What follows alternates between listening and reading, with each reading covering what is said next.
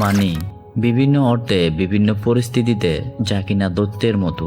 ধনী হওয়ার ভাবনাটা আপনার মনের মধ্যে শুরু হয়, আপনার মানিব্যাগে নয়। ধনী হওয়ার জন্য আপনাকে বিশ্বাস করতে হবে এমন কিছু যা অবিশ্বাস্যভাবে আপনার নাগাল থেকে অনেক দূরে। সামান্য পরিশ্রম এবং উৎসর্গের সাথে বাস্তবে তা দখল করা অসম্ভব।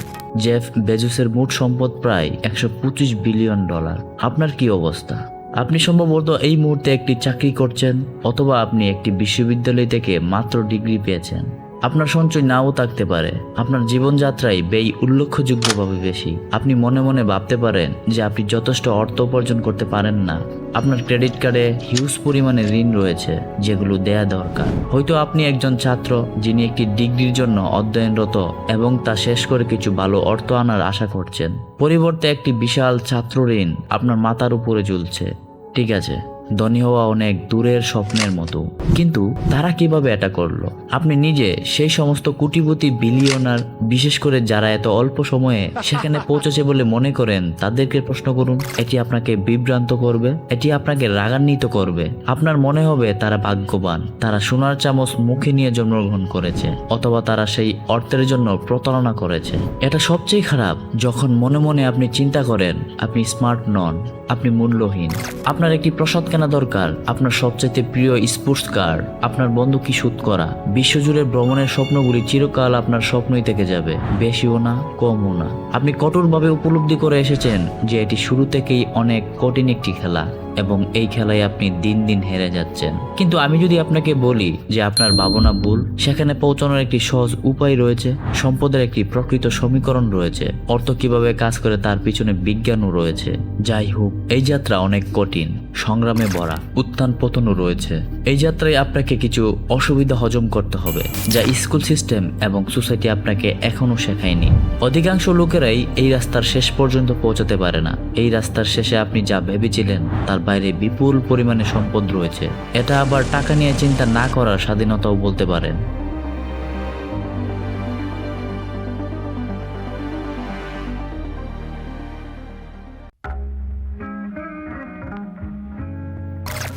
আপনি টাকা সম্পর্কে যা মনে করেন এটি এমন কিছু যার জন্য আপনি কাজ করেন। এটি অর্জিত বা উত্তরাধিকারী সূত্রে প্রাপ্ত, এবং এটা সব খারাপের মূল কারণ। এটা আপনাকে আরো মরিয়া করে তুলবে। আপনি আপনার জীবনের অধিকাংশ সময় এটির পিছনে ছুটবেন। সত্য হলো এটা, আপনি অর্থ সম্পর্কে যা ভাবেন তার বেশিরভাগই আপনার পরিবার এবং পরিবেশ দ্বারা প্রভাবিত।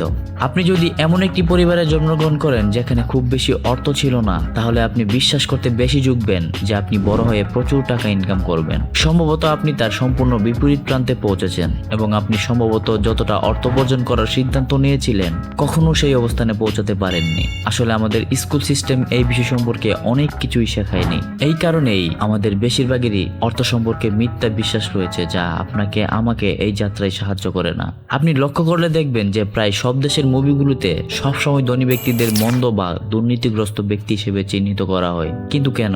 ওয়েলথএক্স দ্বারা প্রকাশিত সম্প্রতি একটি প্রতিবেদনে দেখানো হয়েছে যে বিশ্বের অতি ধনী 68% লোক স্বনির্মিত বিলিয়নার, যেমন Warren Buffett, Howard Schultz, Oprah Winfrey, Jeff Bezos এবং ইলন মাস্ক। আর আমার আপনার সবার একটাই চিন্তা ভাবনা, তা হলো চাকরি পাওয়া এবং চাকরি থেকে অর্জিত অর্থ দিয়ে জীবন পরিচালনা করা। চাকরি পাওয়ার সম্ভাবনাই হয়ে উঠে শিক্ষার একমাত্র উদ্দেশ্য। আপনি যদি অল্প সময়ের মধ্যে প্রচুর অর্থ পেতে চান, তবে এই সিস্টেম আপনাকে কখনোই সেই কাঙ্ক্ষিত অবস্থানে পৌঁছাতে পারবে না। জীবনের সবচেয়ে মূল্যবান সম্পদ হলো সময়। সময় চলে গেলে তা ফিরে পাওয়ার কোনো উপায়ই নেই। আপনাকে যে বেতন দেওয়া হয় তা নির্ভর করে আপনি সেই চাকরিতে কতটা সময় দিচ্ছেন তার উপর। আপনি যদি $20 পার আওয়ার এবং 40 আওয়ার পার উইক কাজ করেন, তাহলে কোনো ট্যাক্স ছাড়াই টোটাল $1 মিলিয়ন পৌঁছাতে আপনাকে 25 বছর সময় লাগবে। মিতব্যয়ীভাবে জীবনযাপন করে এবং সপ্তাহে 40 ঘন্টা ব্যয় করার মাধ্যমে আপনি শুধুমাত্র বৃদ্ধ বয়সেই সত্যি একজন কোটিপতি হতে পারবেন।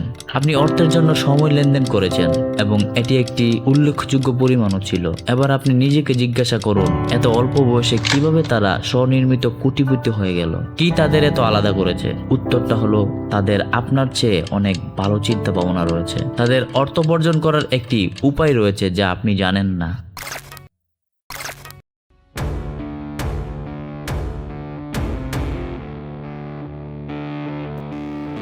পুঁজিবাদী সমাজের অর্থের পিছনে ছুটুন। আপনি যে প্রোডাক্ট আনেন এবং আপনার মূল্য উপলব্ধি করা লোকদের অনুযায়ী আপনাকে অর্থ প্রদান করা হয়, তারাই হচ্ছে আপনার বাজারের অর্থনীতি ভোক্তা।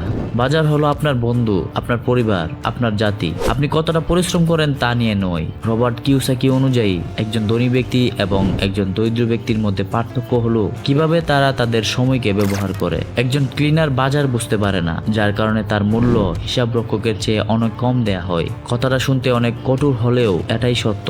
ক্লিনার যে কেউ হতে পারে, কিভাবে তার ক্লিনিং কাজ করতে হবে তা শেখা অনেক সহজ।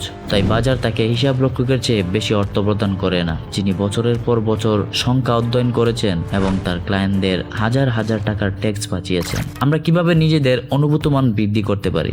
ইলন মাস্ক এবং জেফ বেজোসের মতো লোক কিভাবে তাদের মান এত বেশি হয়েছে? সম্পদ অর্জনের প্রথম সমীকরণের ধাপটি বেশ সহজ। যদি আপনি অর্থ চান তাহলে সমস্যা সমাধান করুন। আপনি বুঝতে পেরেছেন কিনা জানি না যে সমস্ত অর্থ একটি মৌলিক ভিত্তির উপর দিয়ে চলে। যদি আপনি একটি সমস্যা সমাধান করতে পারেন তাহলে টাকা আপনার উপর নিক্ষেপ করা হবে।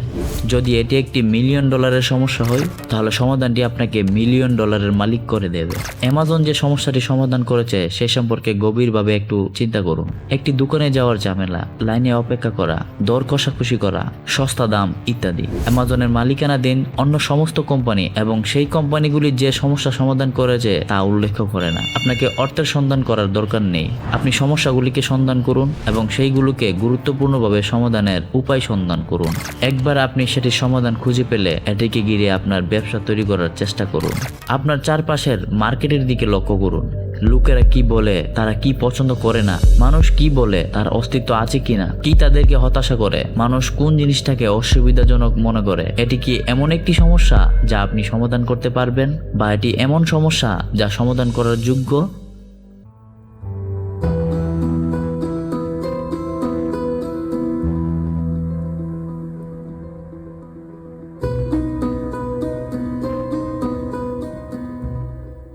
সম্পদের এই সমীকরণের চূড়ান্ত ধাপ হলো সমস্যাটির একটি মাপযোগ্য সমাধান খুঁজে বের করা, যা আপনার সমাধানটি বিপুল পরিমাণ মানুষ দ্বারা প্রভাবিত করবে। একটি রেস্টুরেন্ট শুরু করার আগে এটি আপনাকে অর্থ উপার্জন করে দিবে না।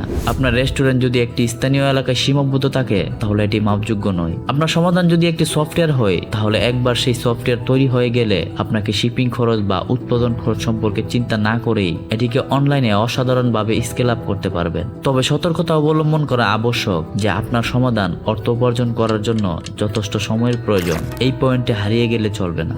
সিস্টেম এবং প্রক্রিয়া সঠিকভাবে প্রয়োগ করা হলে আপনার ব্যবসা একটি স্মুথ মেশিনের মতো চলতে থাকবে। আপনার ব্যবসায় যদি এমন কিছু থাকে আপনি কাউকে আউটসোর্স করতে পারেন, তাহলে যুক্তিসঙ্গত মূল্যে আপনার কাজ করার জন্য একজন কর্মচারী নিয়োগ করতে পারেন। একবার আপনি একটি সমাধান খুঁজে পেলে এটি নিশ্চিত করা আপনার কাজ যে সমাধানটি বাজারের প্রত্যেকের দ্বারা অ্যাক্সেস করা যায় কিনা। বাজার আপনার আবেগ সম্পর্কে চিন্তা করে না। যখন আপনার লাভজনক ব্যবসা সঠিক সিস্টেম এবং প্রক্রিয়ার সাথে চলে তখন আপনি যাই বপন করেন না কেন তাই অনেক দূর পর্যন্ত এগিয়ে যাবে এবং তা থেকে হিউজ পরিমাণ মানি আয় করতে শুরু করবেন।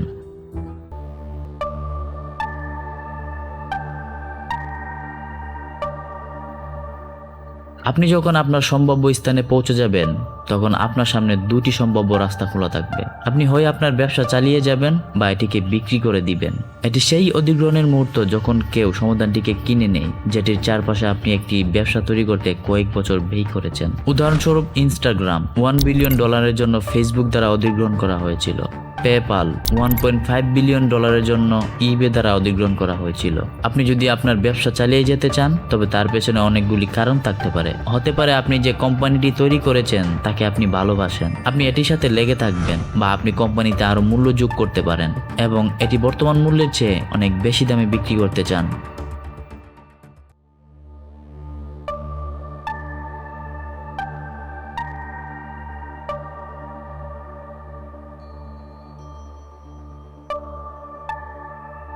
বন্ধকি শোধ করা, আপনার স্বপ্নের বাড়ি কেনা, বিশ্বজুড়ে ভ্রমণ। আপনাকে আপনার আর্থিক পরিস্থিতি নিয়ে চিন্তা করতে হবে না।